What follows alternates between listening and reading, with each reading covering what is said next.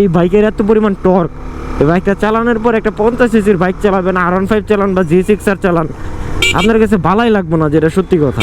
হেই everyone, কি অবস্থা সবার? আশা করছি সবাই ভালো আছেন। So welcome to my new another blog. তো এই বাইকটা নিয়ে হচ্ছে কি, এটা অফরোডিংও বলা যায় না, রাস্তা মোটামুটি ভালো পাকা করাই, বাট বাইকটা যত দিন যাচ্ছে তত আরো স্মুথ হচ্ছে, মানে স্মুথলি রান করতেছে গাড়িটা। বাট মানে আমি এত কথা বলি ফেসবুকে যে সেফ মোডে অনেক ব্যাড কমেন্ট করে, কারণ হচ্ছে অনেকগুলা ভাই, মানে বাইকটার যেমন ভালো দিক আছে তেমন আবার খারাপ দিকও আছে। সো এই ভিডিওটা হচ্ছে গিয়া তাদের জন্য যারা হচ্ছে গিয়া অনেক কন্ট্রোভার্সি করছেন আমাকে নিয়ে, অনেক ব্যাড কমেন্ট করছেন, আবার মেনশন দেন বিভিন্ন জায়গায়। তো হচ্ছে গিয়া তাদের উদ্দেশ্যে একটা কথাই বলতে চাই, আমি এই বাইকটা কিন্তু ভালো দিক আছে আবার খারাপ দিকও আছে। তো আমি হয়তো আর কি ভালো দিকটা বলি নাই ভাই, কিন্তু বাইকটা তো কিনছি আমি ইউজ করার জন্য, তাই না?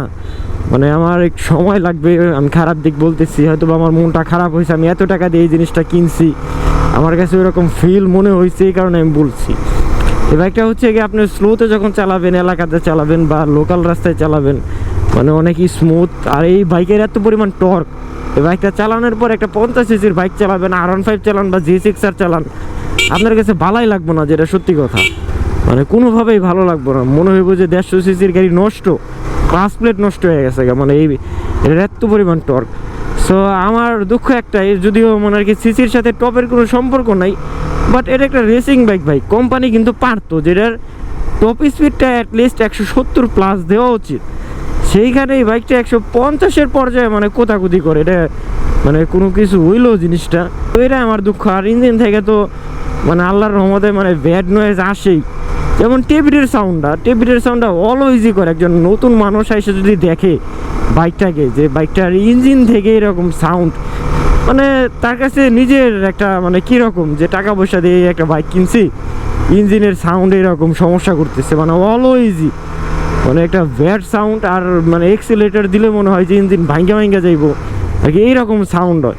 আর বিশেষ করে হচ্ছে গিয়ে 6500 RPM বা 7000 RPM এর পর মানে টর্কটা না আস্তে আস্তে ডাউন হয়ে যায়, মানে ওই লেভেলের মানে আর ইয়াটা হয় না, যে ফার্স্টের দিক দিয়ে যেরকম গাড়িটা ভাগে অ্যাটলিস্ট আসছিল যে 10,000 পর্যন্ত ওই রকমই ধরে রাখবে জিনিসটা, না মানে RPM যত লাস্টের দিকে যাবে তত ডাউন হবে জিনিসটা, মানে খিচ খেয়া যাইব আর কি, এইরকম যে ফার্স্টে ভাগ পরে যায় মানে খিচ খেয়া যায়, এরকম একটা সিচুয়েশন হয়। যারা বাইক স্মুথ, বাইকের মাইলেজ আমি পাচ্ছি হচ্ছে গিয়ে এখন 26 করে, আর তেল ভরতে ভরতে তো পাগল হয়ে যেতেছি। যদি হায়ার সিসি এই নিয়ে কোনো কমপ্লেন নাই, বাট টপ স্পিডটা আরও ইনক্রিজ করলে আর ইঞ্জিনটা আরও স্মুথ দিলে, ইঞ্জিন থেকে অনেক ব্যাড নয়েজ, মনে হয় যে ইঞ্জিন নষ্ট হয়ে গেছে বা এরকম, বা আমার হচ্ছে টিভিতে প্রবলেম আছে, বা আমার টাইমিং চেন লুজ হয়ে গেছে, মানে এইরকম মানে হজবড় একটা সাউন্ড দেয়। আর জোরে এক্সেলারেশন দিলে ইঞ্জিন থেকে এমন মনে হয় যে ইঞ্জিনের কই থেকে যেন একটা এক্সট্রা একটা নয়েজ দেয়, মানে সাউন্ড একটা কাঁপতেছে, বা একটা মানে কীরকম জানি একটা আলাদা একটা পার্টস বা মানে একটা শব্দ দেয় এরকম।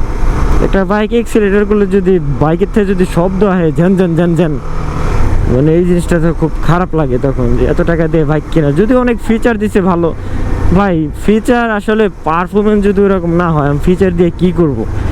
আর আমাদের বাংলাদেশেরও একটা সিস্টেম খারাপ, এই বাইকটা চলে হচ্ছে 95 রন অকটেন মানে মিনিমাম। আর আমাদের বাংলাদেশে আমি যতদূর জানি, আমারটা ভুল হইতে পারে, যে হচ্ছে গিয়া মানে 85 থেকে হচ্ছে গিয়ে অকটেন শুরু হয়, 85 রন থেকে, আর নিচের গ্লাস সব পেট্রোল। আমাদের বাংলাদেশে ভাই 80% রনেরই মানে কোনো তেল পাওয়া যায় না, খুব রেয়ার, এই কারণে বাইকটা বন্ধ হয়ে যায় রানিংয়ে। আর বাইকটা কেনার পর থেকেই তো মানে এক্সিলেটার ছাইরা দেয়, কমে বাড়ে একাই, মানে যে কেউ প্রথম দেখলে মনে করবো যে বাইকটার মধ্যে প্রবলেম হয়ে গেছে, মানে পুরাই ভিদিক অবস্থা। তবে বাইকটা দিয়ে রাস্তা অনেক তাড়াতাড়ি শেষ হয় যদি একটু অনেক টর্ক, এই কারণে। বাট পিছনের টায়ারটা বড় লাগাবো, এই সাইজ দিয়ে হবে না, সামনের টায়ার বড়, পিছনের টায়ার দিছে ছোট, এটা যদিও কোনো কারণ আছে হয়তো বা পারফরমেন্সের, বাট ওই রকম কিন্তু পারফরমেন্স পাই নাই আহামরি লাস্টের দিকে বাইকটা পোতায়া যায়, মানে এই হলো আমার দুঃখ।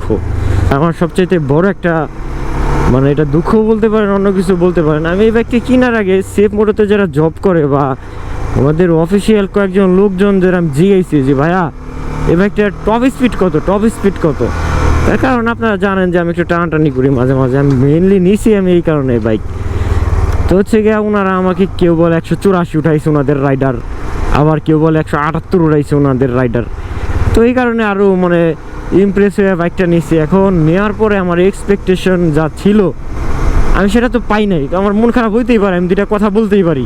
আর কারণ কোম্পানির লোকজন আমি আক্স করছি, ওনারা বাইকটা সেল দেওয়ার জন্য আমার কাছে মানে এইসব কথাবার্তা বলছে। আর আমি কারণ নাম নিতেছি না এখানে,